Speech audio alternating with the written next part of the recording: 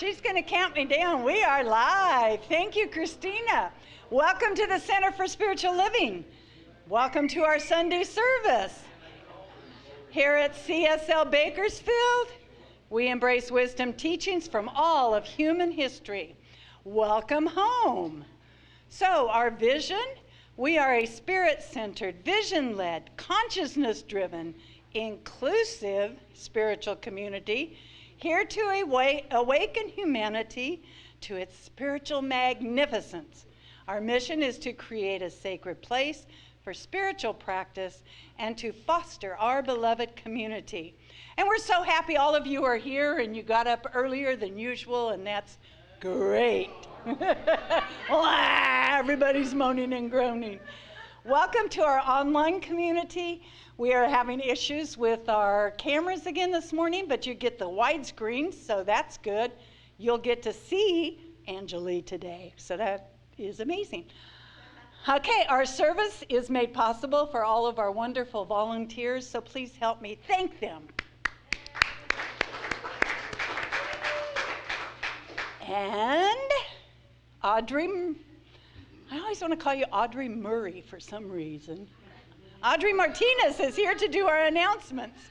Welcome, Audrey. Thank you. Hi, everyone.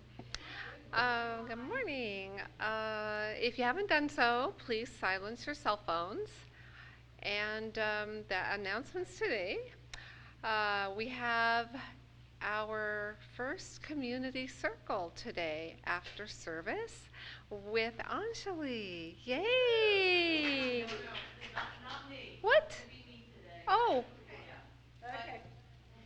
Okay, all right. Our practitioners will be here. Okay, well, it will be with someone, and I'm certain it's going to be perfect.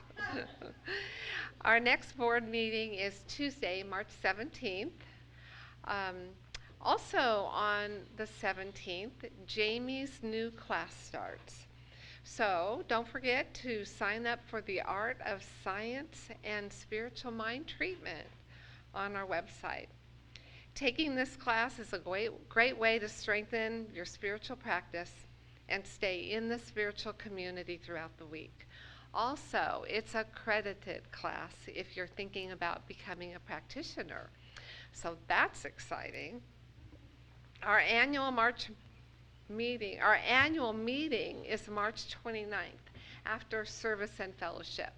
And so that will be right here in the, oh, okay. Right here inside, okay, like a big board meeting? Okay. And we will be voting on the sanctuary beautification idea. Also, we will be voting for one new board member. Yeah. Okay. In order to vote, however, you need to be a member of the center to participate in the voting. So check your status if you're unsure about that, or just fill out an application and give it to any member of the leadership team, and then you will be a member. Give it to Sharon today if you're planning to sign up.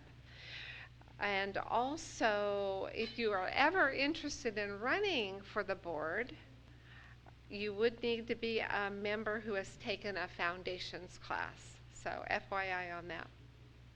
Also, I've been asked to ask you to mark your calendars for April 18th. That is the day that we will be having, or Kyle will be hosting the Treehouse fundraiser up in Glenville or somewhere up in the mountains, right? Granite Station? Okay, so I didn't go last year, but I heard that it was just amazing, and I really plan on going this year. So mark your calendars, April 18th. Oh, there's Kyle. Hi, Kyle. And he will provide us with more information at a later date. Merritt has, no, that's not Merritt. Merritt, there you are. Merritt has some lettuce greens and mustard greens and cabbage leaves. So anybody who's interested, see Merritt, and he'll help you out with that. Check out the back table or visit our website for other information, other events, and thank you. Thank you, Audrey. Those vegetables and stuff that Merritt is offering come from our garden in the backyard, which is absolutely beautiful. So if you haven't seen that before, you should check it out. Okay, congregational music, our first song with Dan Sharman. Okay, good morning. We're going to be singing This Big Light. I invite everyone to stand up and sing this along with me.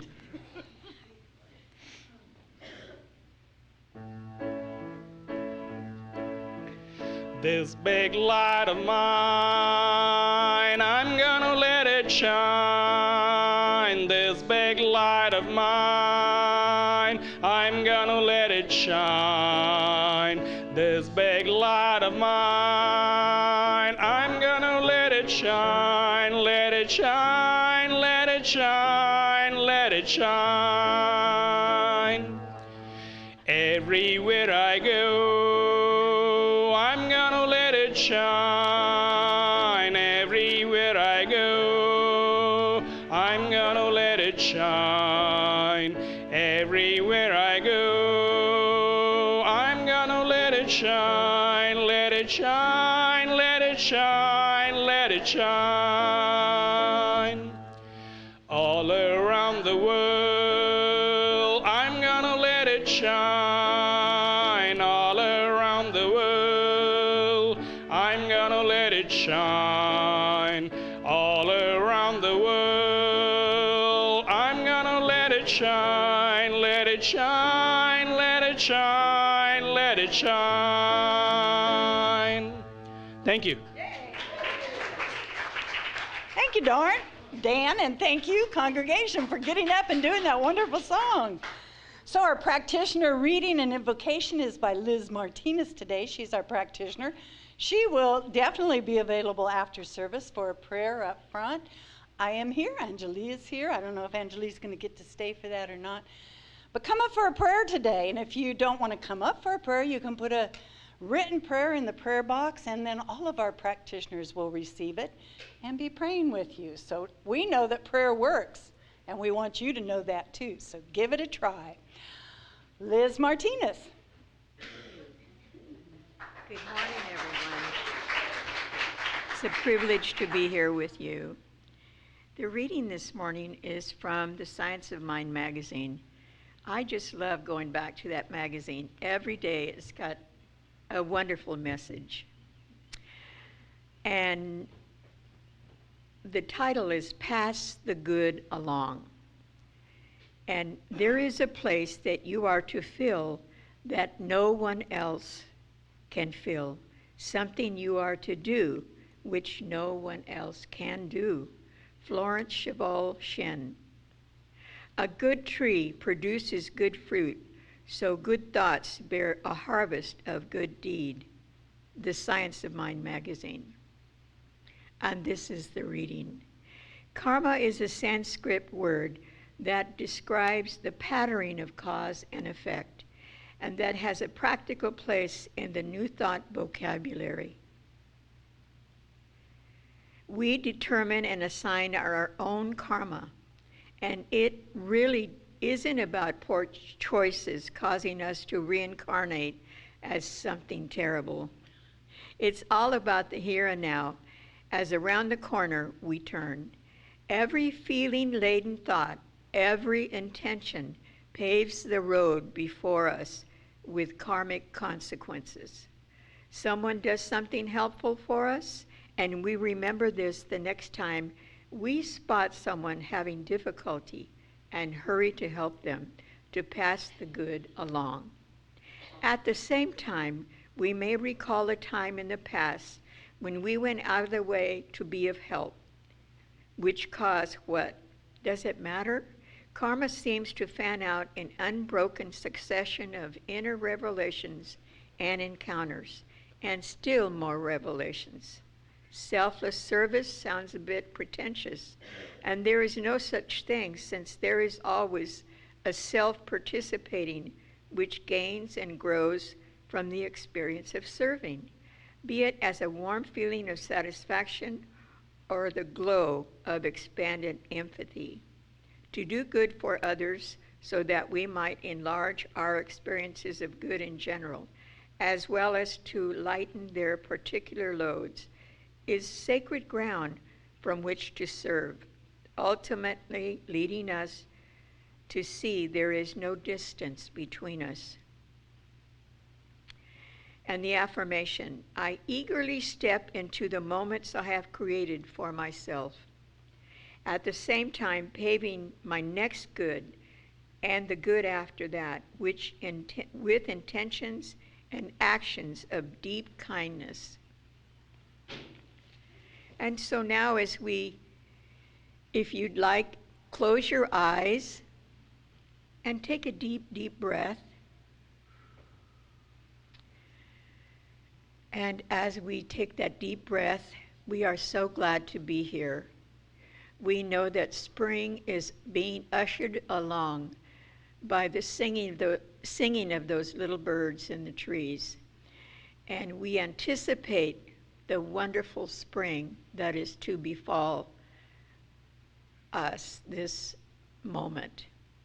And so this morning, we just say, thank you, God, for the excitement, the energy, and the feeling of togetherness as we participate in this service. And as we listen to the wise words of our speaker, the beautiful music, the piano, and the special music, and just being together. Being together is very special. And I, for one, look very close to it, very forward to it every week. And so we just are ready to receive all the good. Thank you, God. And so it is. Thank you, God, and thank you, Liz. That was wonderful. Please help me welcome our special music, Waterfall, Shauna and Greg.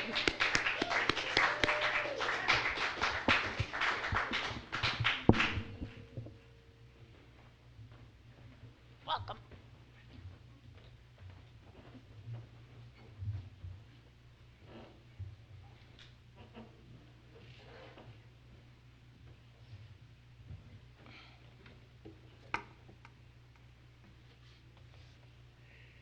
Good morning. We're happy to be here and see your faces.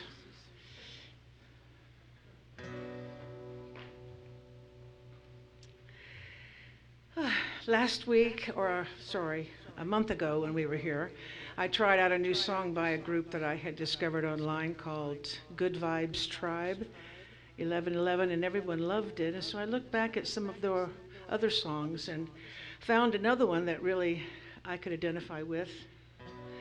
It has to do with searching for the answer over and over outside yourself, through all the teachers that we adore.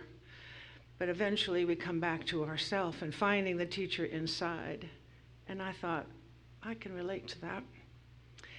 This is called I Am the One I Needed.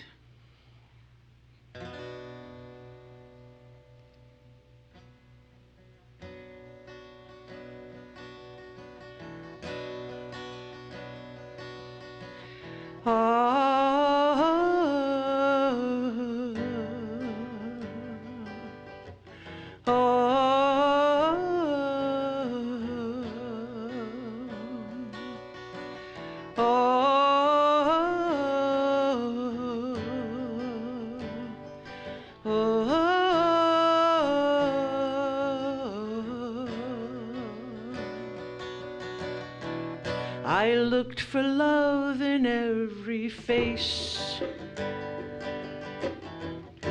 in every word they used to say. I built my worth on borrowed praise, till silence showed me a better way. All the years I kept on reaching for hands that couldn't hold my truth.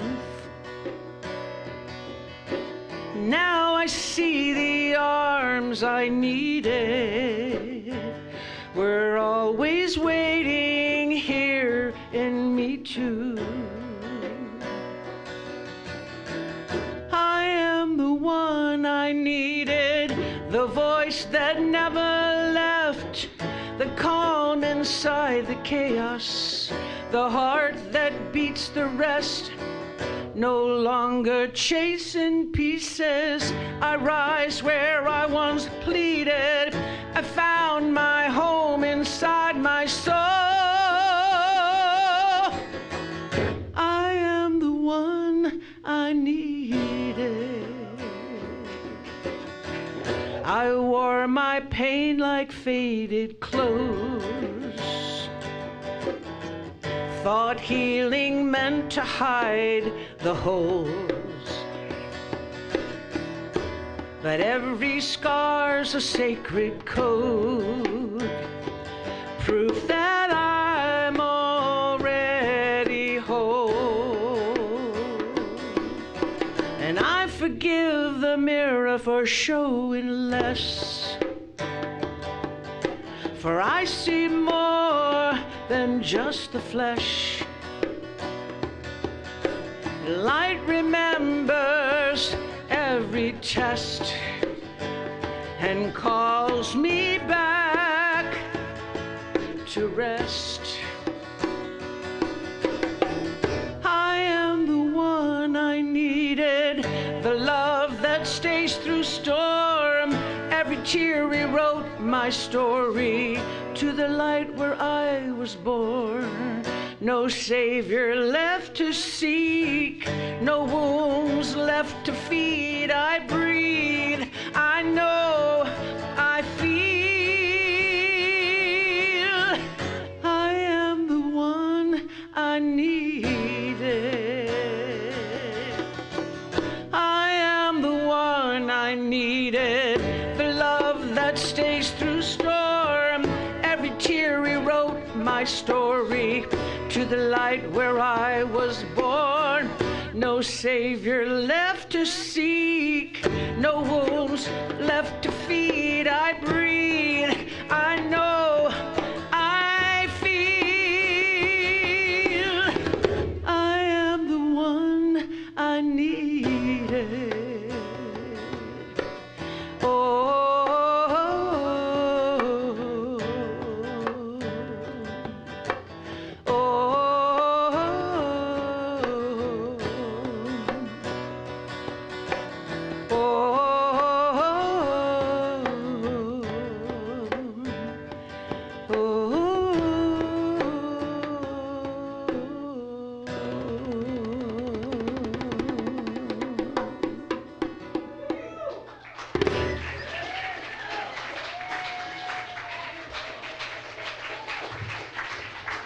You got it. That was beautiful, beautiful. I am the one I needed. That was great. Thank you so much. Christina's let me know that we have no cameras now, neither one of them. So the online audience is hearing us, but not seeing us. So we can be all goofy and everything. So if you want to see the service, you have to come to the service. So Anjali Tierra is our guest speaker today. I absolutely adore her and all that she gives us from her heart, from her mind, from her soul, from her everything. She is amazing, and I know she'll tell us more about her when she comes up here. Help me welcome Anjali Tierra. I moved that microphone. It's kind of low. Hi, everybody. I am trying, well, I'm not trying. I don't want to print out 12 to 15 pages every time I do a talk. It's not environmentally friendly, so we're going to do a little you guys can see me. Well, you guys can see me. I don't have to worry about up there. So, anyway, good morning. Anjali, Tierra. Oh, I am taller than Liz. Yeah. And I'm going to set my crickets. A little warning, I time myself. I do practice when I can, and it was 23 minutes, which is a little on the long side. And then I talk in between, and might be a little longer. But where's my timer? Okay. I'm sure I could do the timer on my computer too, but I don't want. Okay, let's do the 22. Let's see what happens. Okay, good morning. I am Anjali Tierra, and I am a practitioner, and I do apologize. There was, Ken called me yesterday, and he's like, by the way, there's something on Facebook that says you're going to be leading the community circle. And I'm like, what? First of all, that was news to me, but second of all, unfortunately, I have to run back to Tehachapi. I can't even stay for lunch today, and so I won't be able to lead that, but next time, I would love to do that. And so it could be led by anybody, but I think the practitioners are starting to do some leadership, and so if one of the practitioners want to step up, that would be awesome. And next time I'm here, I will for sure be aware of it and be able to plan ahead. So, as you know, I have a ministry called Closer to the Source. It is virtual, it is online, and it is now traveling. And something to look forward to in the spring. Even though it's March and the weather is saying it's going to be 80 next week at my elevation, which doesn't seem right to me, but it is what it is. But I have to say that the greening of the hills as I come down here, and you can feel it in the air. Like I see the almond blossoms starting, and spring is such a rich time. And I also think for our philosophy, like that analogy of the fertile soil, and the seed, it's our time is what it feels like. So this spring, I am going to be introducing some classes and workshops and events on how I use plants as a spiritual practice. Many of you know I'm a folk herbalist, but I use plants as part of my my practices. So if you are not on my email list and you'd like to be, please let me know, and I'd be happy to get you on there. So before we begin, today is International Women's Day. So let's give a round of applause to all of the women and women identifying folks who, how can I say this? We are the creative force in incarnation. That just is true. So also, I love that the Global Themes team at home office lets us know, those of us who have access to the curriculum, what other spiritual practices are going on all over the world. And so I know I'm going to probably mispronounce some of this stuff, but I think it's really important for myself to be aware of just the vast variety of ways that human beings practice their spirituality. And so let's see, this month, if you practice Judaism, they recently celebrated Purim on March 2nd and 3rd. In the Hindu tradition, some are celebrating Holy Pagwa, and those in the Islamic tradition may be observing Nuzul Quran, the commemoration of the revelation of the Quran. So, our global theme this month is What If? And today's topic is called Traveling in a World of My Creation, and it's a focus on the inward journey. What a week. Disaster, crisis, challenge, fear. And I'm not talking about what's happening in the outside world. That was my week. Normally, I really look forward to being a guest speaker. I love learning what the global theme team has put together for our community. I enjoy meditating on the topics to see how they intersect with my own life and my experience. And I love diving deeply into research. and then finding a cohesive way to bring everything together in the form of a talk. None of that happened this week. Instead, Monday started like this: disaster, crisis, challenge, fear. So today's talk is a real-world, raw look at how this philosophy and my own spiritual practices were put to the test, and how I miraculously curated an experience that resulted in a deepening of my faith. So first, the backstory. Teeth. I think I've talked about my teeth before. I won't go into the whole story of why I am missing 8 teeth, but that is the starting point.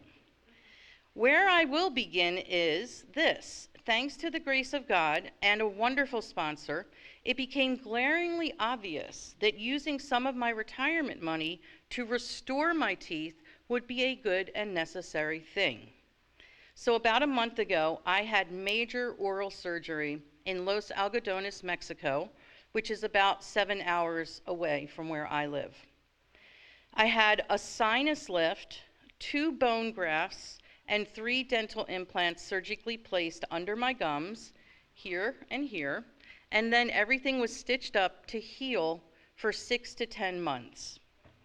Healing from that surgery was intense, it was challenging physically, and it took a lot longer than I imagined, but eventually the stitches dissolved and they fell out, and I finally began to feel like myself again. I started doing yoga, I started walking again. Sunday night last week, I decided to sleep in my RV, which is parked in my driveway, so I could begin mentally preparing for some of the travel that I'm planning this summer. But when I woke up Monday morning, let's just say there was a problem. It appeared that a bump on my gums at one of the surgical sites had developed into an abscess. At the same time, I looked at my calendar and I realized that I had an incredibly full week ahead. I was supposed to begin preparing for this talk by reading and meditating on the monthly theme.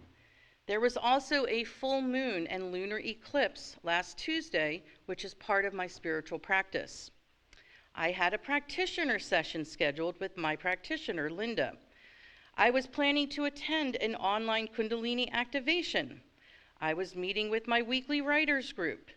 There was a Bakersfield practitioner meeting that I planned on attending. I had a spiritual book study scheduled with some friends from Florida. I was supposed to drive down to Bakersfield and pick up a box of organic veggies. I had a meeting with a program friend to discuss an inclusivity statement, followed by a business meeting to present that work. I also had my weekly Friday morning hike on the calendar. I planned to write and practice this talk, and I was meeting with my online circle to discuss the 4 Agreements book. And finally, there was this in-person town hall for the LGBTQ+ community in Tehachapi, an event that a group of us had been planning for well over a year. That was supposed to be my week. That is not what happened. I sent a few photos of my infected gum to my dentist in Mexico, and they responded immediately, "This cannot wait, come ASAP." I freaked out. I started making plans. I needed a pet sitter. Nope, not available. Okay, then I needed pet-friendly lodging where I could leave my dogs alone for hours while I crossed the border into Mexico for dental work. So hotels were out. Then I realized my dog Bean, who has valley fever, was running out of 2 of his medications by Wednesday. And then I realized that I was running out of one of my heart medications by Tuesday. So I started canceling things on my calendar. I called the vet to see if I could get an emergency supply for Bean, and thankfully the answer was yes, but it meant I had to drive 2.5 hours round trip to pick it up. Meanwhile, while I'm driving, I'm using AI to search for a pet-friendly Airbnb for the next day. I also had to arrange for someone to check on my cat for 2 to 4 days. I didn't even know how long I would be gone.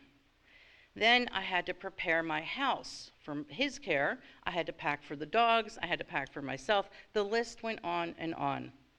But here's the twist. I had actually planned for this week to be amazing. Because of the full moon and the lunar eclipse, I had been looking forward to a week filled with spiritual practice and community. Astrology is one of the tools that I use in my spiritual life. Not in a predictive way, bless you, but as a way to observe energetic patterns and to see how they interact with my natal chart. Then I use my free will to decide how I want to move through that energy. This was a full moon in Virgo at 12 degrees. I happen to be a Virgo ascendant, and when I looked at my chart, that degree formed several supportive alignments. So without going too deeply into astrology, the energy had suggested that it would be a powerful week for service, spiritual gatherings, and connection. And when you look at my calendar, you can see that's exactly what I had planned. I had intentionally chosen to ride that wave of energy. And so that's one of the reasons why my week was so full. So the reason that this disruption was so challenging for me, it wasn't just that I had a full week planned. It was the energy and the emotional investment that I'd already placed into the week. I had been looking forward to it. I believed I was riding this wave of supportive energy through the week, and I did all of the actions I needed to do to make it a reality. Instead, I'm frantically trying to get ready to leave the next morning at 7:30 a.m. for an unknown outcome, an unknown amount of time, and an unknown amount of money. Monday night, I woke up at 3 a.m. and I couldn't go back to sleep. That's when it crept in, victim consciousness. This is a pattern that has lived with me my entire life, and even though I've done a lot of work around my trauma, a lot of healing work around my childhood, and of course through my spiritual practices and my spiritual paths, it still seems to be the very first thing that arises when things don't go my way. So there I was, lying in bed, unable to fall back to sleep, beginning to stew in that old familiar feeling, the feeling that the rug had been pulled out from under me. And it wasn't just that the week was full. It felt particularly painful knowing that I had invested so much positive energy and intention into the week ahead. But having been on my spiritual path for long enough and being part of Centers for Spiritual Living, I knew that I could not begin this trip with that attitude. And yet my feelings were real. I couldn't bypass them, but I could look at them with curiosity. And then I could set them aside, because I truly believe that my perspective on events is far more important than the initial emotional response triggered by old patterns still living in the body. We know the body keeps the score. And so when something happens in physical reality, and it triggers an old wound. And so of course the first response can feel like a trauma reaction, like victimhood. But what matters is what we do next. And so I began asking myself how I could enter into this unexpected trip differently. Another one of my spiritual practices is working with cards. And so with the help of AI, I created a 6-card spread for the full moon and the eclipse and the disruption. By this time, the moon was at its apex and the eclipse was happening around 4:44 a.m. The spread that we created was called the Grounded Pilgrimage. And suddenly, I began to see this trip as something other than a crisis. The first card was called the Disruption. The second card was the Correction. The third card was the Pilgrimage, the travel itself. The fourth card was related to my Virgo ascendant, Virgo loves structure, routine, and plans, and I had to examine that aspect of myself. I had to ask how my natural need for certainty and order could still be honored in the midst of this new and unexpected reality. The fifth card was the opportunity hidden in the inconvenience, and that's where the juice was. And the final card was called the Earth Anchor. Essentially, it was the flavor or the grounding energy of the entire pilgrimage. It was almost like a theme song of my journey. So I won't go into all of the cards that I pulled, but I will say that they were powerful and deeply informative. So whether you use tarot cards or believe in them isn't really the point. The reason my spiritual practices inform my life is because they give me a portal, a way of stepping out of my immediate physical reality and the trauma response of victimhood, and instead telling a new story about what is happening. They allow me to give meaning to something that initially feels awful. In other words, it's about recoloring the disruption in a way that shifts the emotional experience from victim into possibility. And so I took that spread and I embodied it. I didn't have time to journal or talk about it. I simply carried it with me. And when I got on the road that morning and I started the 7-hour trip to Yuma, Arizona and Los Algodones, Mexico, I realized something. I wanted this trip to be a miracle. I wanted it to be evidence that no matter how difficult things may appear when we don't know the outcome, we can still ask for grace. And so I began asking everyone I knew to pray for me. I asked for grace and ease in the travel. I asked for healing and a positive outcome for the infection. And I asked for a small miracle. Every single person I spoke to, I was asked to pray for a miracle. And so as I was driving those 7 hours, I realized what the miracle might be. A few weeks earlier, before the infection had appeared, I had asked the dentist if it might be possible for me to receive a couple of teeth early, before October. October is when I'm scheduled to return and have all of the final teeth placed. But I had hoped I might be able to chew on one side of my mouth for the next 8 months instead of only using my front teeth. The answer at the time was maybe, but now there was an infection. And what I learned was dentists generally do not like to perform new work when there is an active infection in the mouth. So realistically, it felt impossible. But the miracle, it was the miracle that I had asked for. So I booked an Airbnb for 3 nights, not knowing how long I would need to stay. And when I arrived, my first appointment revealed that the infection was what they call surface level. It had not gone into the bone, had not affected the surgical site. It needed to be cleaned out, and I needed to go back on antibiotics, but once it was treated, it really wasn't a major problem. Then I asked the second question, was it possible to get 3 crowns? The dentist said, yes, it was possible. Now, normally when we get dental impressions, it takes days or weeks for the lab to fabricate the crowns. Instead of the old goopy tray impressions that I'm used to, he used a computer wand to create a 3-dimensional digital image of my mouth. And he showed me the image, my mouth, on the computer screen. And he said, I'm going to push this button and send this directly to the lab. In 24 hours, your zirconia implant bridge will be ready.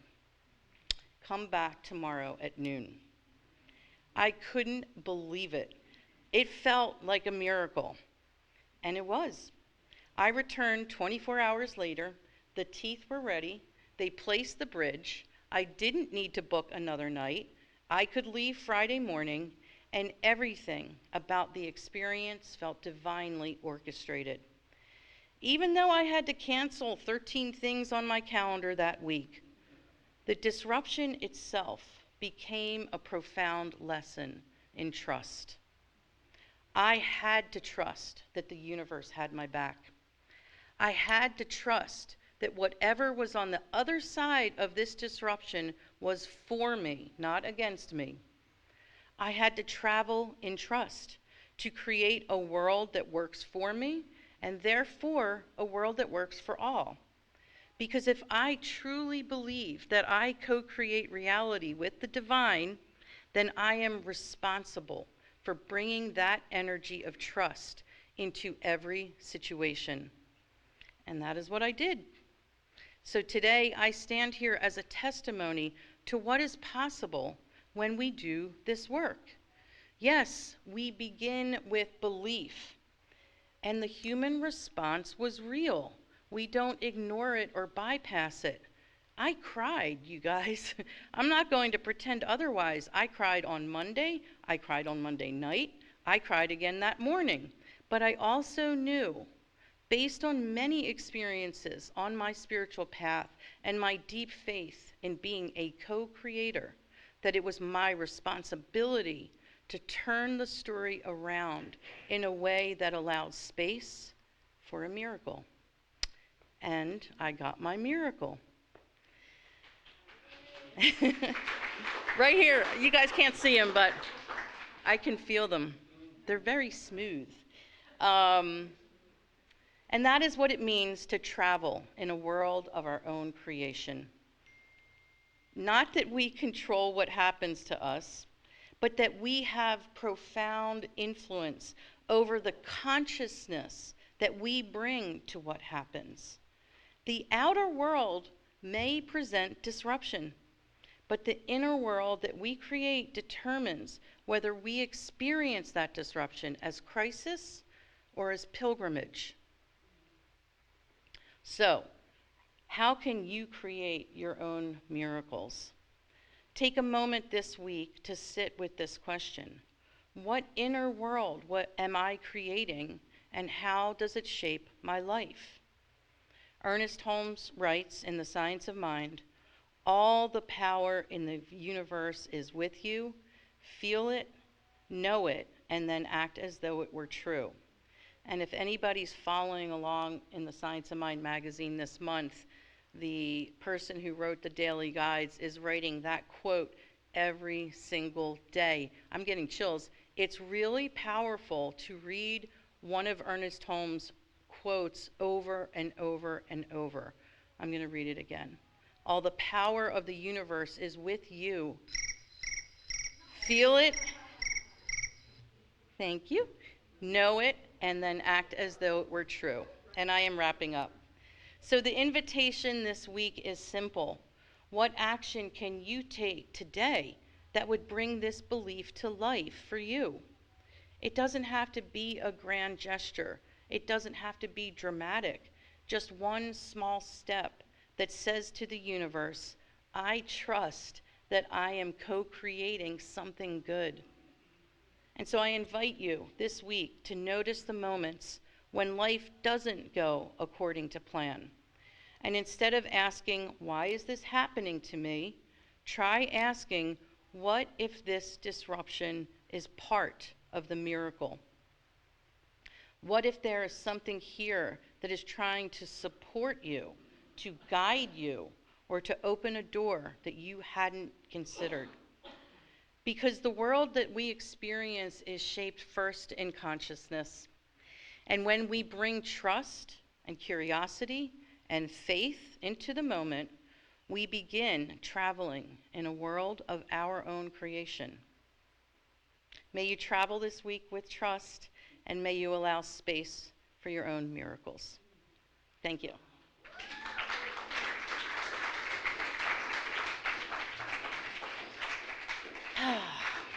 Take a sip of water and let's take that into prayer. I am feeling so incredibly blessed. And so if you'll join me, as I have begun to experience the power and the presence of Source, of Creator, of God, of the one mind and the one life as almost a physical energy that I can sense, like an aura. Not only is it surrounding me, but it is connecting me to all other beings, connecting me to everyone in this room and outside of this room, to all beings, the plant beings and the rock beings, the animal beings. I feel it and sense it because I know that this thing that we call life, this thing that we call God, source, creator, great spirit, and great mystery, whatever word that you want to use for it, is this pervading essence, this energy, this consciousness that is everywhere present, in all, as all, and through all. Meaning that there is no separation between me and it. There is no separation between it and its creation, and therefore there is no separation between me and all that is. And so as I unify my body, my spirit, and my soul in this truth, I take the power and the presence of that one. I co-create myself. I co-create my experience of life with the divine and with each and every other creation and existence. I enter into this relationship with deep faith and trust, which is an action word. It is truly with curiosity that I am able to ask for and experience the miracle of life. And so as I speak my word for myself, I speak it for all, knowing that we are all co-creators of the divine and that we truly have the power to create a world that works for all. I am so grateful to be walking this path of beauty as I release my word into the fertile soil of the law, that aspect of God that says yes, yes, yes. I let it go, I let it be, and so it is.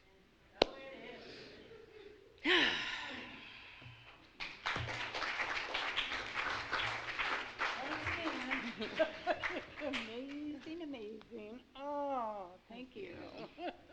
Grab my water. Yep. I'm going to figure out how to reset her timer so it doesn't go off for like 45 minutes. I could listen to Anjali all day long. Okay, welcome Shauna and Greg again. Waterfall.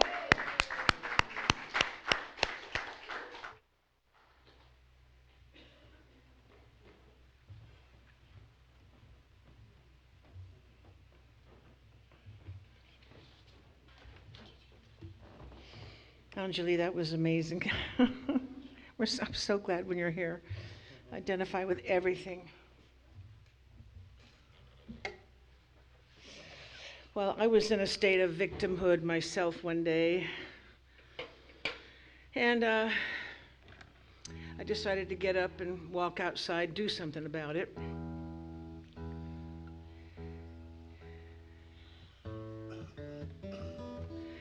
And I was, grumbling about whatever event it was. I can't even remember right now. And I saw this little tiny flower poking out between a crack that it seemed like nothing could ever live in. And it was my portal into a different consciousness. And this song came out of it. It's called Love is Everywhere. You ready, honey? Yes.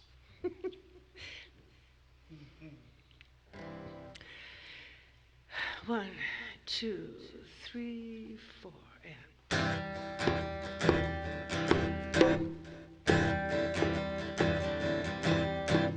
Feeling kinda blue, I took a walk on a cloudy day when I saw a little flower blooming along the way. I zoomed in for a closer look at this delicate thing, and I swear, suddenly I heard it sing. Open your heart, open your eyes, open your mind, and realize love is everywhere, floating in the air, here for us to share.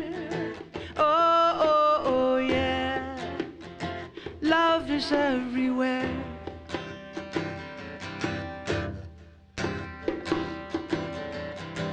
I went dancing on down the road, my head now up in the clouds. Just thinking about this little flower who sang out loud. It might sound a little crazy, but I don't care. She reminded me love is everywhere. If I open my heart and open my eyes and open my mind, I'll realize love is everywhere, floating in the air, here for us to share. Love is everywhere. Oh, what a precious memory a little flower gave to me, and I will always sing her song. Open your heart, open your eyes, open your mind, and realize love is everywhere, floating in the air, here for us to share. Oh, oh, oh, yeah. Love is everywhere. Love is everywhere. Love is everywhere. Love is everywhere. Love is everywhere.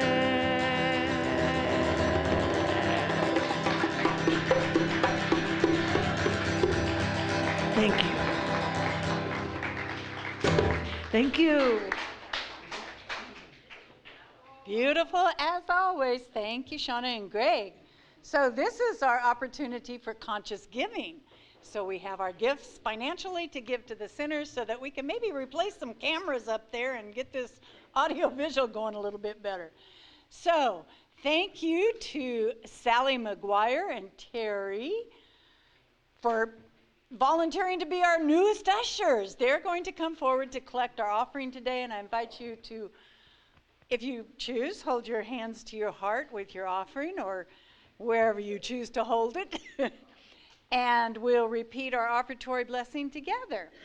Today, I give in love and joy from the overflow of abundance in my life. My gift goes forward to bless and uplift, fulfilling the purpose of our spiritual community. Lives are transformed. I am grateful, and so it is. Thank you, Terry and Sally. So Dan Sharman with our next congregational song.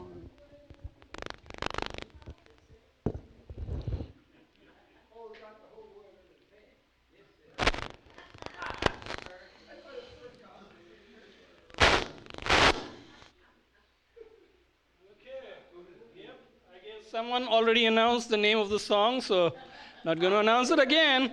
He's got the whole world. I invite everyone to stand up and sing this along with me.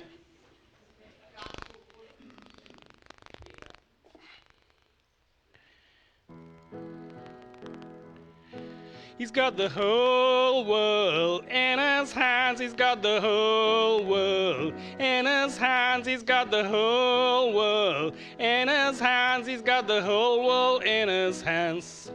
He's got the wind and rain in his hands. He's got the wind and rain in his hands. He's got the wind and rain in his hands. He's got the whole world in his hands. He's got the little tiny baby in his hands. He's got the little tiny baby in his hands. He's got the little tiny baby in his hands. He's got the whole world in his hands. He's got a you and me brother in his hands. He's got a you and me brother in his hands. He's got a you and me brother in his hands. He's got the whole world in his hands. He's got a you and me sister in his hands. He's got a you and me sister in his hands. He's got a you and me sister in his hands. He's got the whole world in his hands. He's got a everybody here in his hands. He's got a everybody here in his hands. He's got a everybody here in his hands. He's got the whole world in his hands. He's got the whole world in his hands. He's got the whole world in his hands. Thank you. God's got the whole world in her hands also, yes. So, remember, Vicki and Steve Murray have provided refreshments so that we can eat and enjoy each other's company. Let's form a circle around the sanctuary and hold our hands up to all of our beautiful friends that are here today. So good to see everybody. Thank you, Marnie. I know Marnie was in there helping Vicki too. Yeah, he was. Okay. Before we start visiting, I know who you truly are. You are a unique way that Spirit is expressing. I love you. I appreciate you. I thank God for you. Welcome home. And now we'll join hands and sing the peace song with Dan Sharman.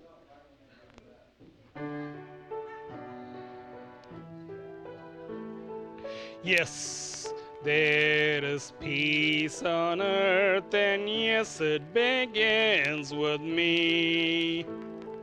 Yes, there is peace on earth, the peace I was meant to be. With God as our power, family all are we. Yes, we walk with each other in perfect harmony. Yes, peace begins with me. Yes, this is the moment now. With every step I take, yes, this is my joyous vow.